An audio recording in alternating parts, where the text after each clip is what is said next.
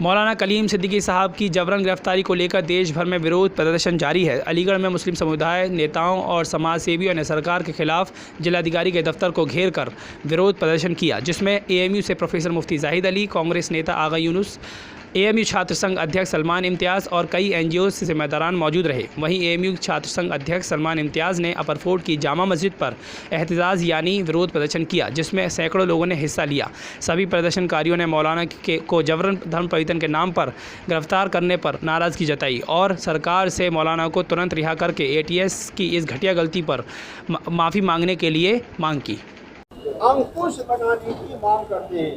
इसी के साथ हमारी मांग है कि मौलाना कलीम सिद्दीकी साहब पर लगाया हुआ मुकदमा वापस लिया जाए और मोहतरम मौलाना कलीम सिद्दीकी साहब को पूरे सम्मान के साथ तुरंत रिहा किया जाए। और एटीएस ने की है और वो गैर कानूनी तौर पर की है और झूठे इल्जाम लगाकर की है कि वो धर्मांतरण या कन्वर्जन या धर्म बदलने को गोया लोगों को लालच देते हैं या जबरी तौर पर कराते हैं, जो बिल्कुल झूठ है। मौलाना ने आज तक एक आदमी के साथ भी ये काम नहीं किया। सारा का सारा काम उनका संविधान और दस्तूर के और कॉन्स्टिट्यूशन के मुताबिक है। कोई काम भी उन्होंने आज तक दस्तूर के खिलाफ नहीं किया है। बिना सबूत के ही गिरफ्तारी जी बिल्कुल बिना सबूत की गिरफ्तारी की गई। महज ये नफरत की प्रचार करने के लिए, हिंदू मुस्लिम का माहौल बनाने के लिए, और जो सरकार इस वक्त मौजूदा है वो चूंकि मुकम्मल तौर पर लोगों के मसाइल हल करने में नाकाम है, लिहाजा वो हिंदू मुस्लिम एजेंडा चला रही है ताकि यहाँ पर माहौल खराब हो और उसको लोगों को बहकाकर झूठे चीजों पर उसे इलेक्शन में आगे फायदा हो सके। हमारी डिमांड ये है कि मौलाना को जो गैर कानूनी तौर पर झूठे इल्जाम लगाकर ये कि उन्होंने दस्तूर के खिलाफ कोई काम किया है, उन्होंने कॉन्स्टिट्यूशन के खिलाफ काम किया, ऐसा उन्होंने कोई काम नहीं किया। किसी पर जबर नहीं किया, किसी को लालच नहीं दिया, किसी को कुछ नहीं किया। 3000 किलो गुजरात के पोर्ट पे प्रधानमंत्री के गृह राज्य प्रदेश में ये 3000 किलो की हेरोइन बरामद होना और देश चुप है। दुनिया के अंदर गौतम अडानी के पोर्ट के ऊपर, प्राइवेट पोर्ट के ऊपर ये बरामदगी इस दुनिया का सबसे बड़ी 5वीं बरामदगी है और इस पर देश मौन है।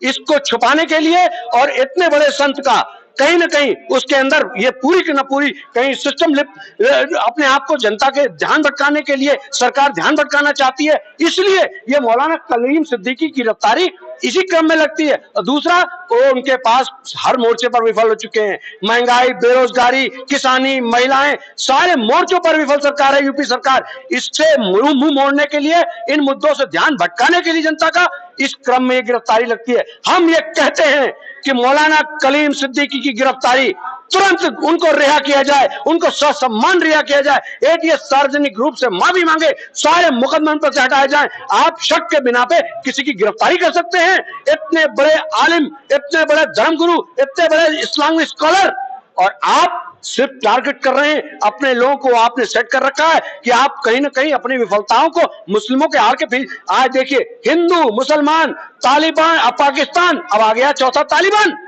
ये सरकार इनके पीछे छुपती है और देश का नाश कर रही है, प्रदेश की जनता का नाश कर रही है। चाहे वो हिंदू वर्ग हो, चाहे वो मुस्लिम वर्ग हो, चाहे वो दलित हो, हर आदमी परेशान है इस सरकार से, कहीं ना कहीं अपनी विफलताओं को छुपाने के लिए।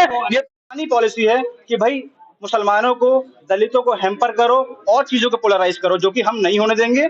हम इस सरकार को बता देना चाहते हैं कि अगर उनकी मंशा ये है कि ऐसे छोटे मुद्दों से, नीच मुद्दों से अगर वो चुनाव जीतना चाहती है, तो हम कतई ऐसा नहीं होने देंगे।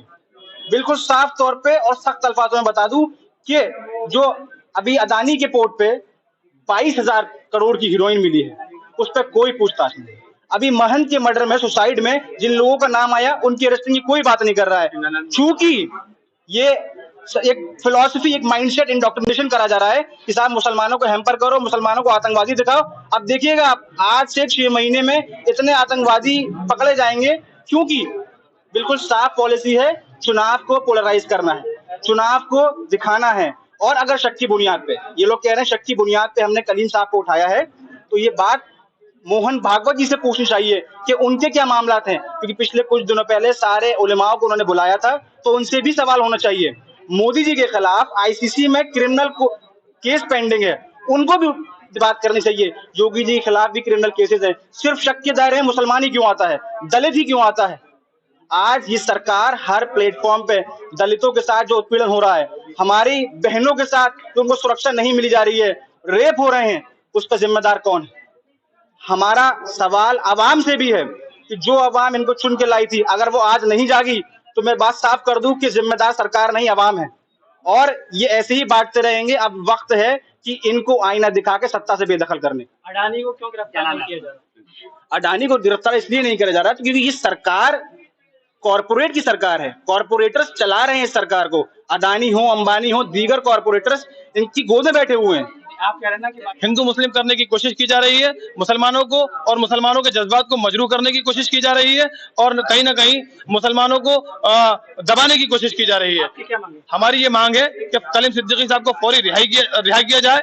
अगर उनको रिहा न किया गया तो कलीम सिद्दीकी साहब को इस वक्त एटीएस ने 10 दिन की रिमांड पर लिया है और वो जेल में है इस वक्त। उनको मेरठ से गिरफ्तार किया गया है और वो एक जगह दावत में आए हुए थे, वहां से उनको अरेस्ट किया है और उनको जेल भेज दिया गया है। जी, तो हमारी ये डिमांड है कि उनको फौरी रिहा किया जाए। अगर उनको रिहा न किया गया तो हम बहुत बड़े लेवल पर आंदोलन करेंगे, और जब तक उनकी रिहाई नहीं होगी हम ये आंदोलन करते रहेंगे।